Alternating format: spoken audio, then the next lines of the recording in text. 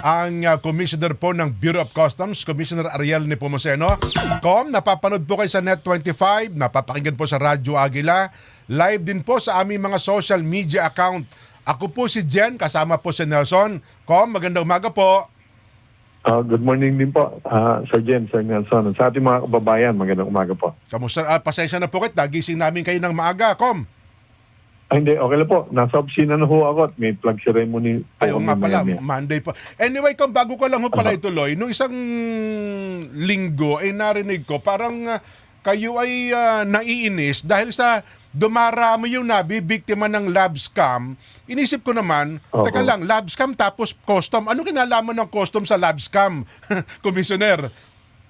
O nga po, magandang mag-usapan ngayon. Marami nabibiktima na po mga Pilipina, karamihan po. Ganito po kasi, may mga foreigners po karamihan. Although may mga Pilipino din siguro, pero karamihan foreigners na manliligaw, nakikipagkilala po sa mga Pilipina sa pamamagitan po ng social media, yung mga apps, Yung pag nakuha na po nila yung loob ng Pilipina, padadalan din nila to, mamumunan sila ng isa, dalawang regalo from abroad, ipapadala na dito sa Pilipinas. Hindi naman kamahalan yung mga regalo na gano'n. Minsan, mga wallet, mga ganyan. So, nagtiwala na yung Pilipina at minsan, pangatlong pagpapadala nila ng regalo, sasabihin nila, may laman na jewelry, mga relos, o kaya minsan pera malaki, $20,000. At sasabihin nila, naiipit sa Bureau of Customs, kaya kailangan padalan po itong kanilang boyfriend sa social media ng pera. Alam ninyo, sa panahon niyan, dapat di na sila naloloko. Pero napakarami pa rin nung nabibiktima. Nagpapadala naman, $1,000. Yung meron pa last month, anak pa ng kaibigan namin, almost 100,000 na yung padala niya. Sabi ko, nung humingi siya ng tulong sa amin, kako, ano yan, love scam talaga. Napakarami na pong nabiktima. Ganun po ibig sabihin, true parcel po nila pinapadala, tapos tutubusin po nung pinadala sa Pilipinas, ganun po? Oo. Ang drama po, yung panloloko po nung kanilang boyfriend na foreigner sa social media, iniipit daw ng Bureau of Customs. Kaya kailangan aregluhin ng Bureau of Customs at kailangan magpadala po ng pera sa kanila. Doon po sa nang bibiktima, yung boyfriend. Opo. Kaya kailangan maunawaan po ng mga kababayan, ng ating mga kababayan Pilipina, na wala pong ganun. Hindi po kayo pwedeng magbayad sa lahat ng importasyon ninyo. Land bank lang po. At saka wala po kaming ganyang iipitin na mga kargamento. At alam po ninyo, talaga naman bawal kasi. Bawal magpadala po ng pasimple ng jewelry o iipitan ng pera. Yung jewelry, pwede kayo magpadala, pero yan ay bubuwisan talaga yan. Kaya lang po, yung panloloko nga po, ang madaling sisihin kasi ang customs laging sinisisi. Kaya po doon po ako nagagalit kasi niloloko nila mga Pilipina at sisisihin pa Bureau of Customs. So kapag ganyan po, modus operandi ito, huwag tayong magpabiktima, lalo po yung mga Pilipina. Oo. Kawawa naman. Meron pa nga iba. Hindi lang po hindi lang po yan sa social media na hindi nila po nakikilalang personal. Yung foreigners. Minsan po nakakarating pa rito. Ibig sabihin na napagsamantalaan pa sila. Akala nila totoo nilang boyfriend. So ibig sabihin, pumupunta talaga ng Pilipinas yung foreigner?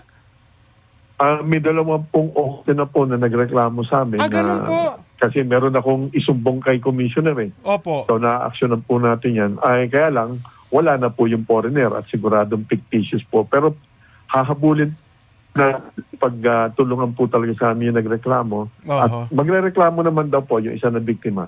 Baka makukuha po natin passport, ma-identify po natin. So ibig sabihin, nakuno na siya ng pera. Baka sabihin na pagsamantalahan pa po. Ganun ho? Malamang, akala niya, boyfriend niya talaga. Disgrasya, ang laking problema pala talaga. Ay, nakakatakot po ito. Anyway, Nelson? Oo, nakaka-insulto din naman nakaka-insulto talaga ako. Talaga naiinis po ako talaga.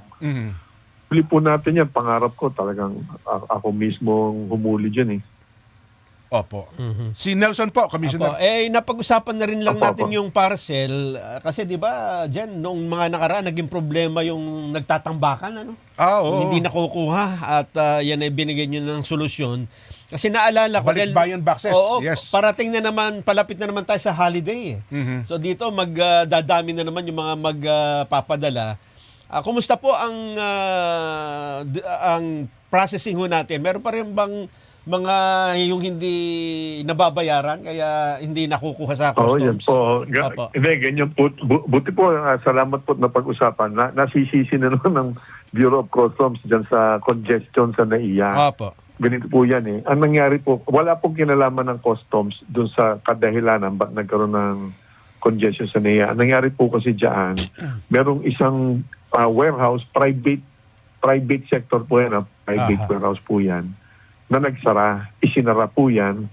Ngayon, yung mga negosyo po dyan sa private warehouse na yan ay naisalin po dun sa isang kumpanya naman po na private din po, na hindi naman po nila kinayanan yung dami, ng volume po ng mga karagdagang mga parcel po. Kaya nabitin po yan.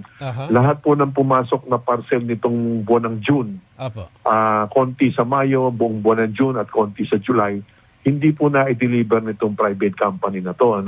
Sa customs po, tapos na po kami dyan. Pag dumating po ang kargamento sa airport, alam po natin dapat mabilis yan. Yes. Sa airport po, napakatagal na ng 2 hanggang 3 araw, inire-release yan ng customs. Ayun. At pera na lang yung mga wala talagang dokumento. Pero mga regular, lalo na yung mga multinational, malalaking kumpanya, 2 araw ang normal. Nare-release po natin yan, matagaling 3 araw.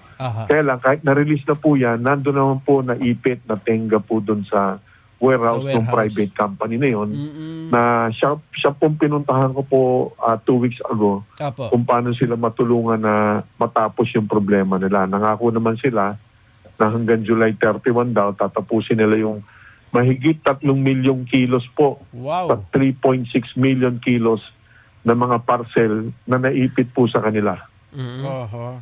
Parcel po. Kaya po, ang nasisisi po lagi, customs, hindi po kasalanan po talaga ng customs yan. Alam din po nila yan.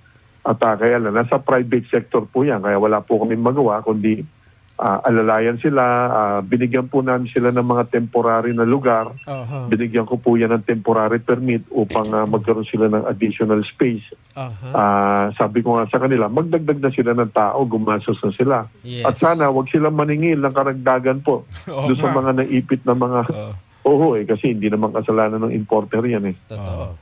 Kasi naalala ko, Nelson, tsaka Commissioner, yung balikbayan pinondohan natin ng 30 million, okay na tayo dun Pero iba pala itong mga parcel na ito na binabanggit po ninyo. Ay, iba po to. So, yung balikbayan, natapos na po natin yun.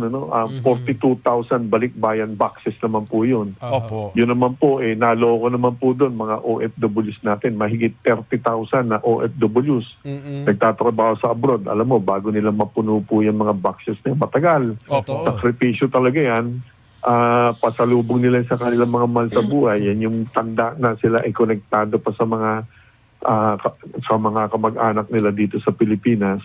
Nung nakapagbayad na sila sa abroad, nagtiwala sila. Pagdating naman dito sa Pilipinas ng mga boxes, hindi naman po inasikaso ng mga private companies.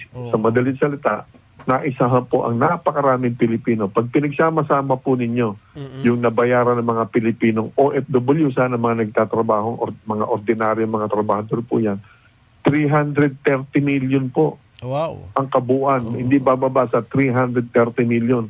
Ay napakalaking pera po niyan, napakalaking krimen yan. Kaya dinimanda ko po yan yung mga kumpanya na yan